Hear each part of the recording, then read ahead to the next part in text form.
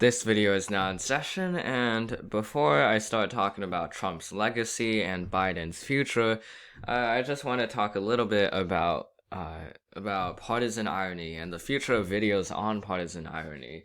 So, if you've been watching my Instagram videos for the past few months, or if you've been watching on YouTube for the past 2 weeks, you know that almost all of my videos are related to U.S. politics with maps.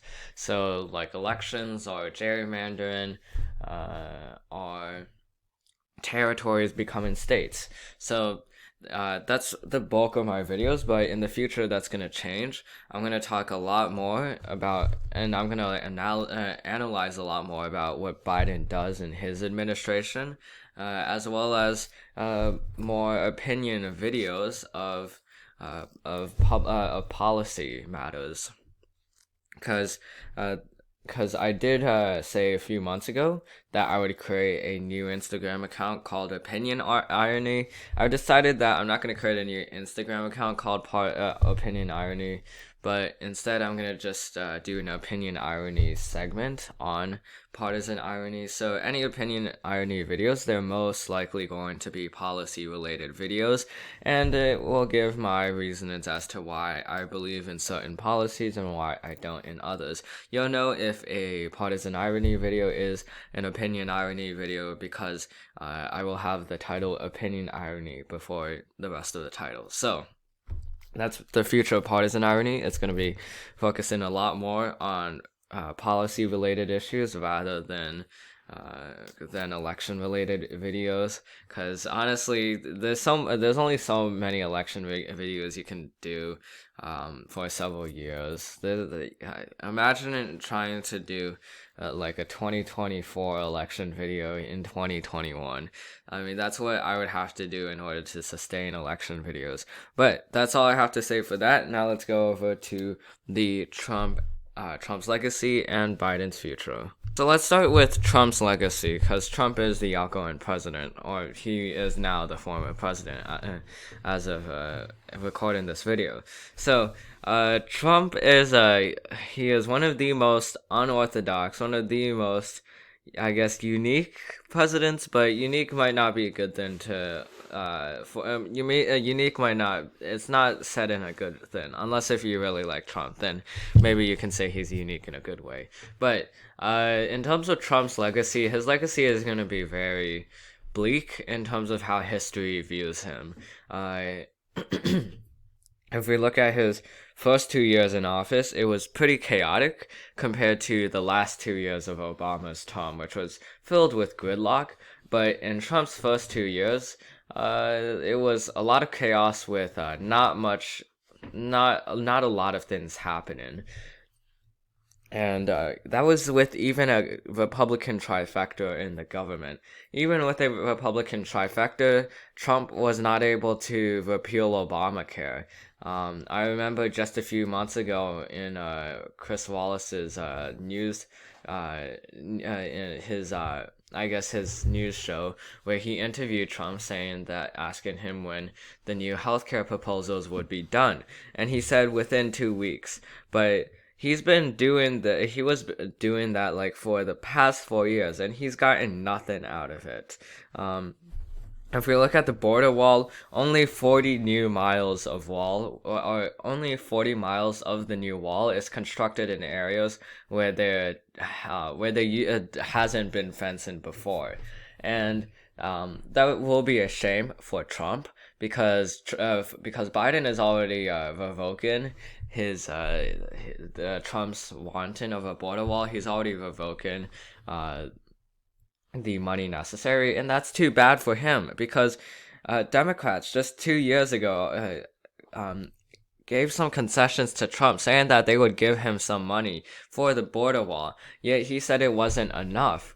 And as a result, he used I guess like he called that border wall a national emergency, and then got money from the defense.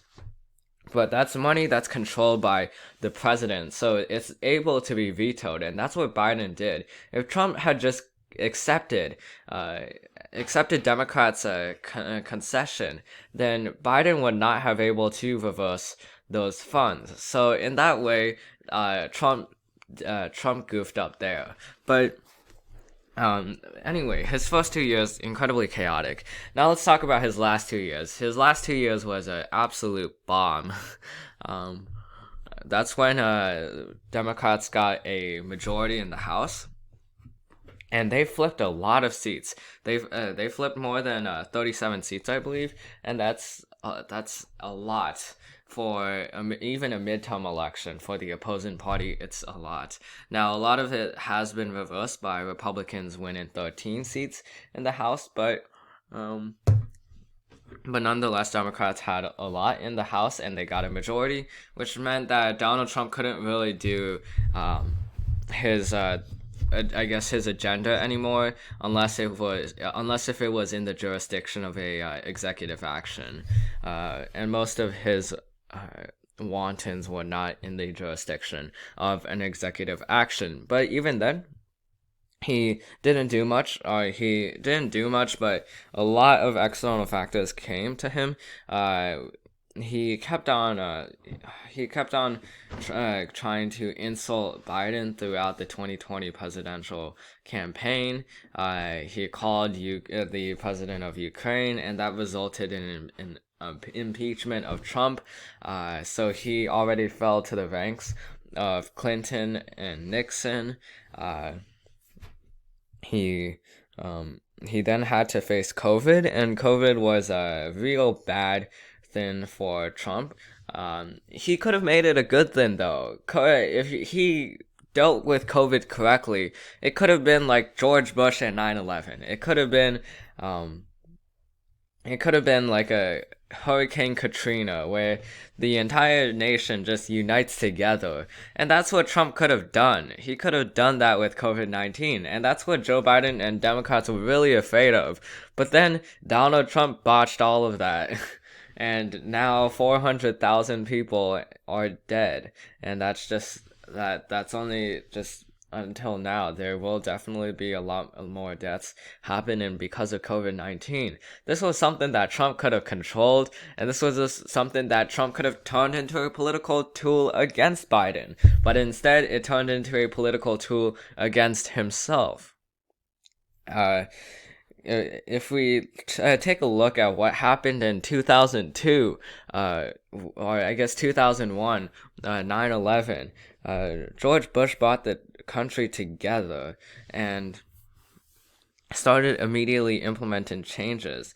And as a result, the country liked him. We can go to the presidential approval page. Right here is George W. Bush's approval, and after 9/11, it jumped from 51% to 85%. The same thing could have happened with Donald Trump and COVID-19 had he defeated it right, if he had taken care of COVID-19, but he did not. As you can see, George H.W. Bush right here jumped due to U.S. invasion of Iraq. So as a result, these kinds of events have the ability to unite America, yet Trump utterly botched it, and now Joe Biden has an opportunity to unite the nation and have him become popular. And that is important because the 2022 elections are going to be coming soon. 2 years may sound like a long time, but it's not going to be that long. But anyway, he has the ability to unite the country, and he has a lot of opportunity to come back from the time we are in right now. He is beginning from a time period where Trump was in his most disapproved stage ever, and he has a lot of growth, or Joe Biden has a lot of opportunity to grow and to become popular.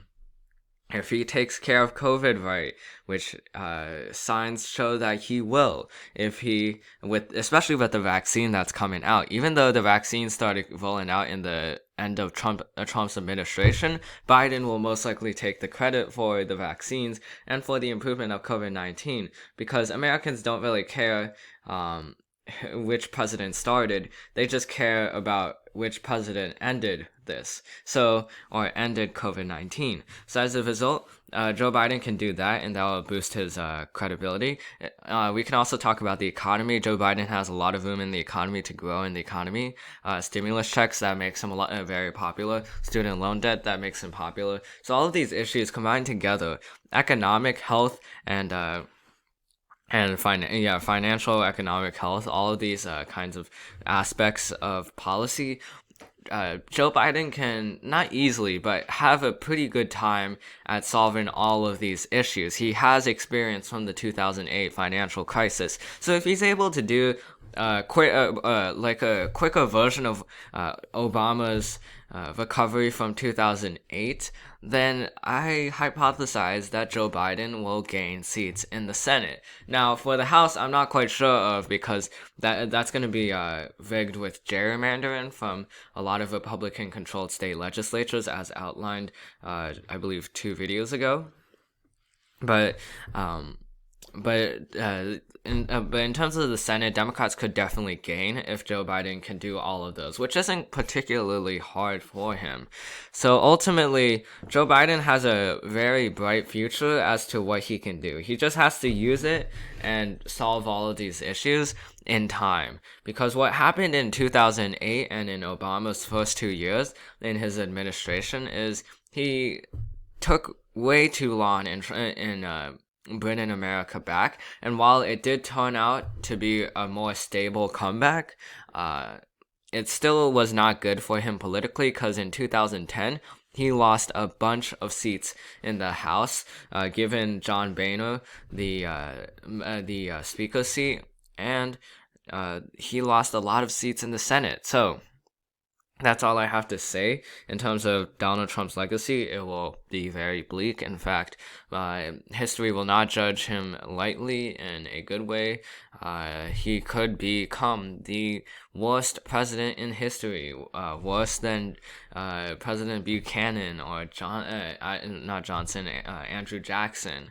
So we'll just have to see how that goes, but for Biden's future, it's very bright, and if he's able to do everything correctly within the first 2 years of his term, he could be gaining seats in the Senate. And that's the end of this video, and I'll see you in the next one.